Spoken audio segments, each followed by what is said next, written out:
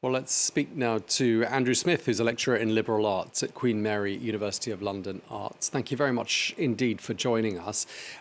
Just tell us, why do you think Elizabeth Bourne's position had become so untenable? I think, when they started to talk about her position being under threat, she, of course, met with Emmanuel Macron, and the sort of dissembling that came from the Élysée Palace was that they were meeting to talk about the poor weather and the cold snap. And I think very quickly we could see a chilling of relations, and it really did seem that a storm was brewing for Elisabeth Borne, who has been, of course, there at the forefront of some very, very turbulent reforms that Emmanuel Macron's government have pushed through. Of course, the pension reform, of course, very recently, the immigration bill. And we've seen these constant returns to Elisabeth Borne really being at the forefront of this. She's gained the reputation being Madame 49-3, the kind of the hard face of this Macronist government. And it did seem that she had, in some ways, sort of lost the confidence of the public in some sense. There have been various polls that showed she'd declined in popularity. And I think there was really very little she could do now to start to work with building those majorities that Macron will need in the Assembly. So time for a change, time to refresh government, and a way for Macron really to try and reclaim some initiative, I think. Yeah, I mean, whoever replaces Elizabeth Bourne is going to be the fourth Prime Minister under President Emmanuel Macron. I mean, some say this is a sign that he's a bit of a micromanager. Do you think that rings true? Well, it's something of a custom, certainly in the Fifth Republic, for presidents to kind of burn through prime ministers and to use them to sort of, fold a bad hand, as it were, and try to refresh their politics.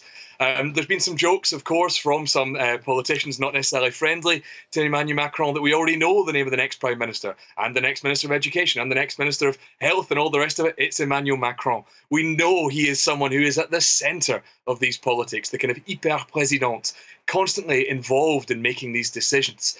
And really, this does look like he is, in some ways, trying to stamp his authority back on it. He needs to do that. And we know that he has European elections coming up in the summer. Of course, he is trailing the far right in those. There's a Olympics coming up, which may change his fortunes. But the real aim was, did he have to do something now to try and avert those disasters, try and change the political headwinds, and try and really drive some momentum back into his government? And so that's really what he's gone for now, an attempt to fold a prime minister and relaunch without, of course, a change of head of state. It looks like a fairly youthful, you mentioned an education minister just there, but it looks like the current education minister is, well, at least the pundits say he's most likely to take over the reins as prime minister. I'm talking about Gabriele Attal. That's quite significant, isn't it? Because if he becomes prime minister, he'll be the youngest ever prime minister, I think, won't he? Yes, younger than Laurent Fabius, who was 37. Look, personally significant. He'll be younger than me, which is a horrifying thought. But yeah, he's been a very kind of useful Macronist kind of handyman, fitting in where needed. He's been unfailingly loyal to the president. And that's something really that would, I think, confirm the idea that Macron was trying to stamp his authority onto this. It would put Attal in a difficult position. He would have very senior ministers around him. He would be forced really into a quite difficult situation at times. He's a very skilled political communicator. That's why he's the spokesman for the government. But I think it would be quite a challenging moment for him as a very, very young prime minister, for sure.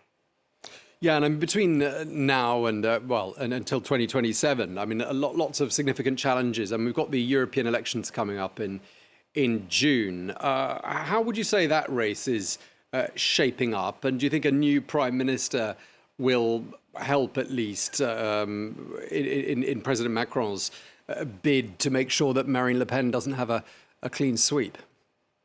It's a real challenge. Of course, we know that Emmanuel Macron has stamped his authority very strongly in the party. There is no clear successor in line. We might look at other candidates for the prime ministerial race at the moment, like Bruno Le Maire, of course, the long-standing Minister of the Economy, who has been, I think, a really kind of key figure, but who is perhaps a threat to Emmanuel Macron.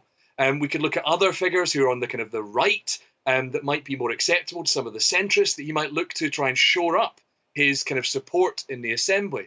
Of course, with somebody like Attal, he sits on the kind of the left of the Macronist coalition, and that might be another way to try and kind of force through some kind of reconciliation, perhaps, after what's seen as the kind of the bruising years under Elizabeth Bourne, where this 49-3 has been used so often.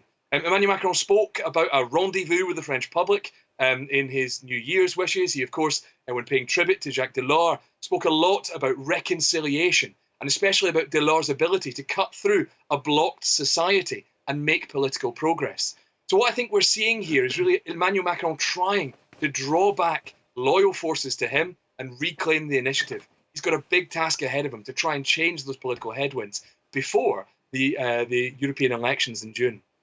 OK, well, thank you so much for taking the time to speak to us once again here on France 24. Andrew Smith, lecturer in liberal arts at Queen Mary University of London Arts. Thank you very much indeed.